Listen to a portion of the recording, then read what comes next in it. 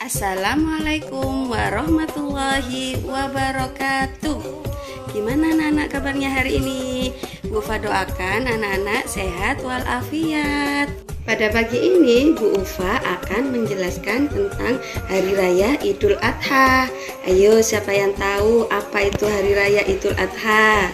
Simak ya video berikut ini. Hari Raya Idul Adha disebut juga Hari Raya Kurban. Kenapa ya disebut Hari Raya Kurban? Karena pada saat Hari Raya Idul Adha kita diperintahkan untuk berkurban sebagai rasa syukur kepada Allah dan latihan berbagi bersama umat Islam. Perintah berkurban diturunkan kepada Nabi Ibrahim yang bermimpi diperintahkan oleh Allah Subhanahu wa Ta'ala untuk menyembelih putranya, yaitu Nabi Ismail. Seperti apa ya teman-teman kisahnya? Yuk kita saksikan bersama-sama teman-teman. Nabi Ibrahim mempunyai dua istri. Istri pertama bernama Sarah dan istri kedua bernama Hajar. Sarah melahirkan seorang anak laki-laki yang dinamakan Ishak, dan Hajar melahirkan anak laki-laki juga yang bernama Ismail. Sarah merasa kurang senang hidup bersama Hajar. Berkali-kali ia meminta kepada suaminya agar Hajar dan anaknya dipindahkan ke tempat lain. Akan tetapi Nabi Ibrahim tidak segera menurutinya. Barulah setelah menerima perintah dari Allah, Nabi Ibrahim mengajak Hajar dan Ismail pindah ke Mekah. Ismail yang masih menyusu pada waktu itu terpaksa harus mengikuti kedua orang tuanya menempuh perjalanan yang begitu jauh dan melelahkan. Hajar dan Ismail ditempatkan di daerah padang pasir yang tandus, sunyi, dan terik matahari yang menyengat kulit. Tak ada seorang pun di sana kecuali mereka berdua.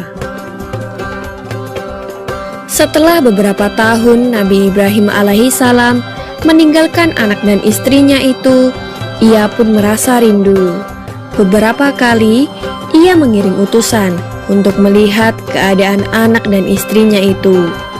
Dan ketika utusannya mengatakan bahwa anak dan istrinya dalam keadaan yang baik-baik saja, Nabi Ibrahim pun merasa lega.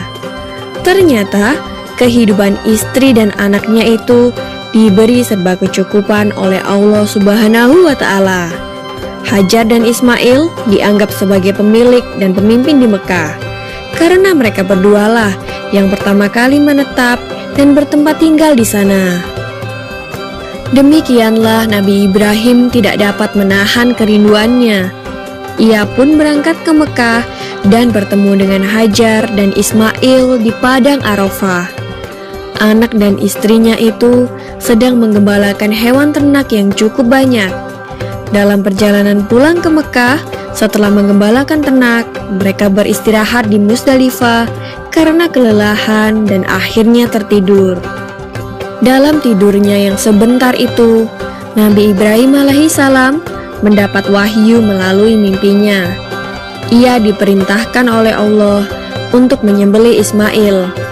Anak kesayangannya itu harus dikurbankan sebagai bukti patuhnya Nabi Ibrahim terhadap Tuhannya.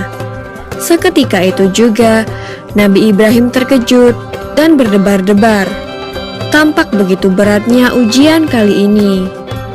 Ia pun akhirnya menguatkan hati demi rasa cintanya yang lebih besar kepada Allah Subhanahu wa Ta'ala. Ia juga pada akhirnya memberitahukan mimpi itu kepada Ismail. Wahai anakku Ismail, dalam mimpi aku diperintahkan oleh Allah untuk menyerahkanmu sebagai kurban dan aku harus menyembelihmu. Bagaimana pendapatmu wahai anakku? Kata Nabi Ibrahim. Ismail pun menjawab, wahai ayah, sekiranya itu perintah Allah, maka laksanakanlah apa yang telah diperintahkannya kepadamu. Aku akan tetap sabar dan ikhlas menerima cobaan ini. Dikisahkan iblis berusaha merintangi perintah Allah kepada Nabi Ibrahim. Berkali-kali iblis membujuk Nabi Ibrahim agar tidak melaksanakan perintah itu. Namun Nabi Ibrahim tetap melaksanakan perintah Allah, dan godaan iblis yang begitu dahsyatnya tak akan mampu meruntuhkan ketaatan Nabi Ibrahim kepada Allah. Nabi Ibrahim membawa Ismail ke atas bukit. Di sana, Ismail mengenakan kain penutup mata, dan pedang tajam pun sudah dipersiapkan. Ketika pedang itu sudah berada di leher Ismail, tiba-tiba tubuh Ismail pun diganti dengan seekor kambing yang gemuk oleh malaikat Jibril. Dengan demikian, selamatlah Ismail dari penyembelihan. Allah Subhanahu wa Ta'ala berfirman kepada Nabi Ibrahim, "Hai Ibrahim, kau sudah melaksanakan perintahku dengan ikhlas. Sebagai gantinya, aku berikan binatang ternak untuk disembelih. Ini adalah cobaan besar bagimu." Peristiwa itu terjadi pada tanggal 10 Dzulhijjah di Mina, dan sampai sekarang dirayakan seluruh umat muslim sebagai hari raya Idul Adha. Dan umat Islam yang melaksanakan ibadah haji juga dapat melakukan kurban di Mina sebagai penghormatan atas Nabi Ibrahim alaihissalam. Demikian kisah Nabi Ibrahim alaihissalam. Semoga kisah ini dapat mempertebal iman kita kepada Allah Subhanahu wa Ta'ala. Amin ya Rabbal Alamin.